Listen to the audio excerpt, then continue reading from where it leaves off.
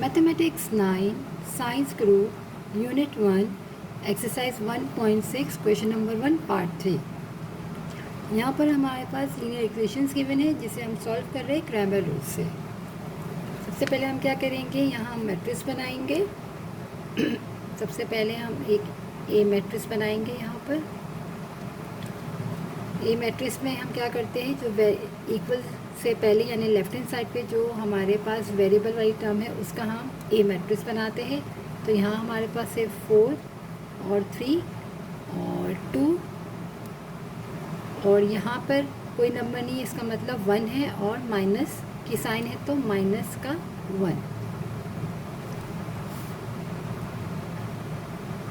अब हम क्या करेंगे, दो मैट्रिसेस और बनाएंगे। तो सबसे पहले हम ए एक्स मैट्रिक्स बना लेते हैं। जैसे कि लास्ट के दो पार्ट में मैंने आपको बताया था कि मैंने नाम दिया था A1 और सेकंड मैट्रिक्स को, और थर्ड मैट्रिक्स को मैंने A2 का नाम दिया था। तो आप वो भी लिख सकते हैं, ये भी लिख सकते हैं। वहाँ मैं 1 लिखती थी तो फर्स्ट कॉलम में मैं कॉन्स्टेंट टर्म पुट कर लेते थे, और 2 होता था तो हम सेकेंड कॉलम में कॉन्स्टेंट टर्म को पुट करते। तो यहाँ पर हमने x लिखा है तो वही चीज़ होगी कि जहाँ हमारी x वाली टर्म है यानी कि फर्स्ट वाली, जैसे कि 4 और 3 था तो उसकी जगह हम क्या लिखेंगे, कांस्टेंट टर्म को लिखेंगे 8 और -1, और जो सेकंड वाला है वो हम सेम डाल लेंगे। और थर्ड हमारा मैट्रिक्स क्या हो जाएगा, जैसे मैं वहाँ A2 मैट्रिक्स ले लेती थी तो यहाँ हम ले लेंगे AY मैट्रिक्स, यानी जहाँ y की टर्म है वहाँ हम सिर्फ क्या करेंगे, कांस्टेंट टर्म पुट कर देंगे। तो हमारे पास कांस्टेंट टर्म के 8 और -1 और y वाली टर्म यहाँ थी, यानी ये सेकंड जगह पे हम यहाँ पर पुट करेंगे 8 और -1, और बाकी जो 8 मैट्रिक्स में 4 और 3 था वो हम यहाँ लिख लेंगे। सेम उसी तरह जैसे कि लास्ट के दो पार्ट में हमने किया था, सेम है। वहाँ बस हमने 1 और 2 का नाम दिया था, यहाँ x और y का।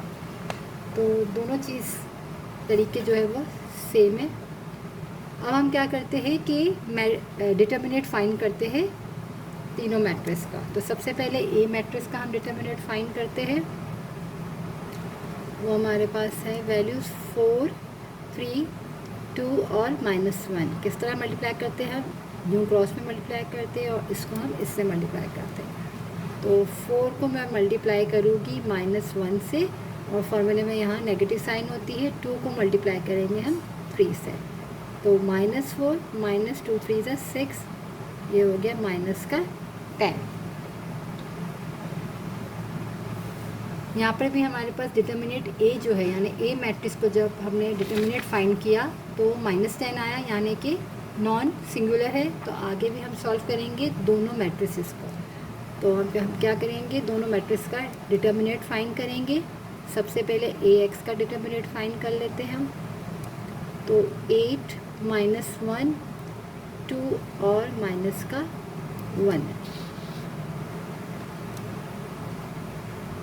8 को मल्टीप्लाई करेंगे -1 से, माइनस की साइन लिखा। 2 को मल्टीप्लाई करेंगे -1 से, तो यहाँ आ जाएगा -8, minus into minus plus, 2 1 = 2, minus plus -8 में से 2 गया तो -6। अब हम ए वाई मैट्रिक्स का डिटर्मिनेट फाइंड कर लेते हैं। तो हमारे पास है 4, 3, 8 और -1। इसको भी हम यहाँ से क्रॉस करेंगे। 4 को -1 से मल्टीप्लाई करेंगे, -8 को हम करेंगे 3 से, तो -4 -3 8 सा हमारा, या 8 3 सा 24, और ये हो जाएगा -28। तीनों मैट्रिक्स का हमने डिटर्मिनेट फाइंड कर लिया। हमारे पास क्रैमर रूल का फॉर्मूला क्या होगा, x इक्वल है, डिनोमिनेटर में क्या आएगा, determinate of a, y = determinate में आएगा हमारे पास a का डिटर्मिनेट। यहाँ हम क्या लिखेंगे, a x, और यहाँ हम लिखेंगे a y का डिटर्मिनेट। जैसे कि लास्ट पार्ट में मैंने यहाँ पर A1 लिखा था, यहाँ A2, x और y भी लिख सकते हैं और 1 और 2 भी लिख सकते हैं। अब हम वैल्यूज़ को पुट कर देते हैं। ए एक्स हमारे पास आया है -6 अपॉन माइनस का 10, और y में हमारे पास ए वाई जो है माइनस का 28 डिवाइडेड माइनस का 10। कैंसिल कर लेते हैं, यहाँ से माइनस और माइनस कैंसिल हो गया, 2 3 सा और 2 5 सा, तो x की वैल्यू आ गई 3/5।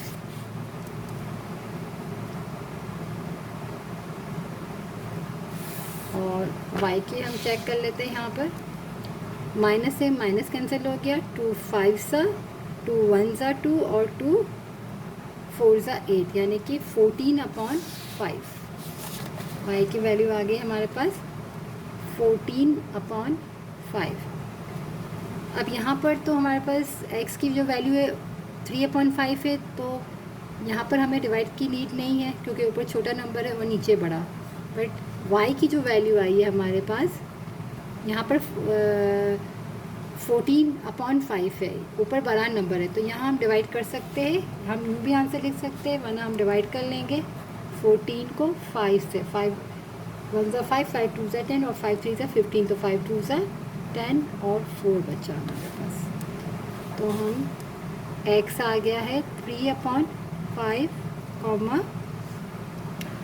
y की वैल्यू हम लिखेंगे 5 2 ज़ा 10 + 4। तो ये हमारी x और y की वैल्यू आ गई। हम u भी और u दोनों तरीके से लिख सकते हैं आंसर।